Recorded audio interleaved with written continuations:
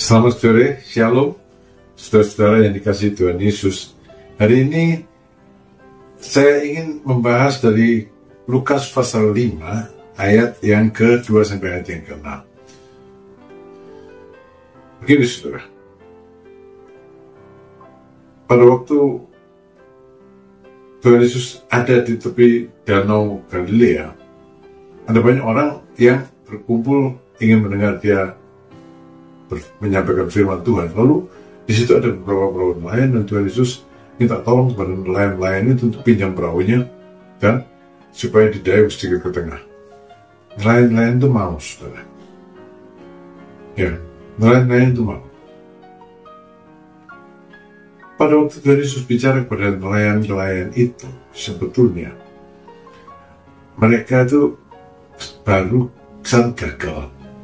Semalam suntuk mereka menangkap ikan, tidak mendapat ikan sama sekali. Ya, mereka capek, mereka lelah, mereka gagal. Tapi pada waktu Tuhan minta supaya mereka mengikuti ibadah dan melayani, mereka mau. Mereka bawa Tuhan Yesus sedikit ke tengah, dan di situ Tuhan menyampaikan firman Tuhan. Mereka mendengar firman Tuhan juga yang disampaikan kepada orang banyak itu. Saudara, yang nelayan ini lakukan adalah melayani Tuhan dengan apa yang mereka miliki dan dengan cara yang sederhana, meskipun mereka sedang susah, capek. Ya, mereka mau melakukannya. Saat itu memang mereka sudah mengenal Tuhan Yesus, tapi mereka belum menjadi murid-murid yang mengikuti dia kemanapun dia pergi.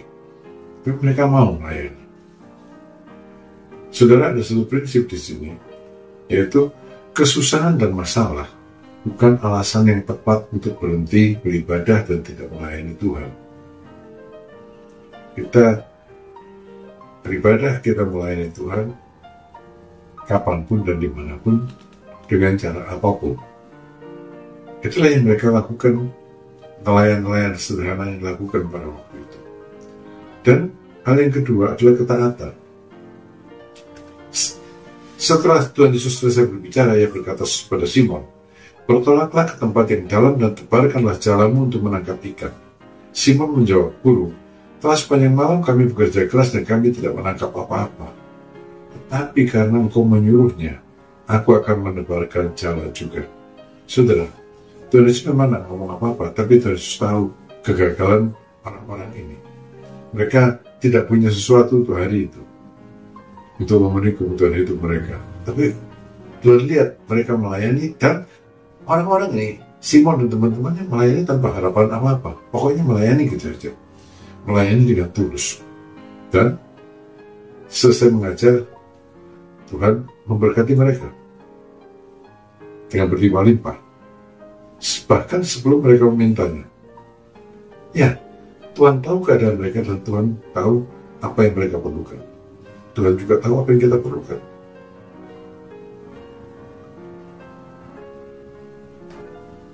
Dia menyediakan semua yang kita perlukan. Tapi dari pihak kita diperlukan kerjasama dengan Tuhan. Apa? Ketaatan. Ya, kadang kita ngeyel dengan kemauan kita sendiri, dengan konsep kita sendiri, padahal konsep Tuhan beda.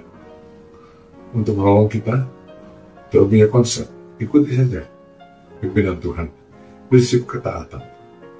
Dan pada waktu murid-murid itu taat, ya, Simon dan teman-temannya taat, maka terjadilah sesuatu yang di luar dugaan mereka. Setelah mereka melakukan apa yang Tuhan Yesus katakan, mereka menangkap sejumlah besar ikan sehingga jalan mereka koyak. Masalah mereka terjawab. Ya, masalah mereka terjawab di hadapan Tuhan yang tahu dan yang peduli apa yang mereka perlukan. Saya teringat pada satu ayat yang ditulis oleh Rasul Paulus kepada jemaat di Filipi. "Allahku akan memenuhi segala keperluanmu dan kekayaan dan kemuliaannya dalam Kristus Yesus." Siapa yang dimaksud dari Rasul Paulus dengan keperluanmu? Keperluan orang-orang yang setia kepada Tuhan. yang memegang prinsip ibadah dan pelayanan harus dilakukan dalam keadaan segala apapun juga dilakukan dengan senang tanpa embel-embel. Dan yang kedua yang mau taat pada petunjuk Tuhan, dan hasilnya adalah pertolongan, karena Yesus tahu yang ku perlu, Yesus tahu apa yang kau perlukan. Tuhan memberkati saudara. Amin.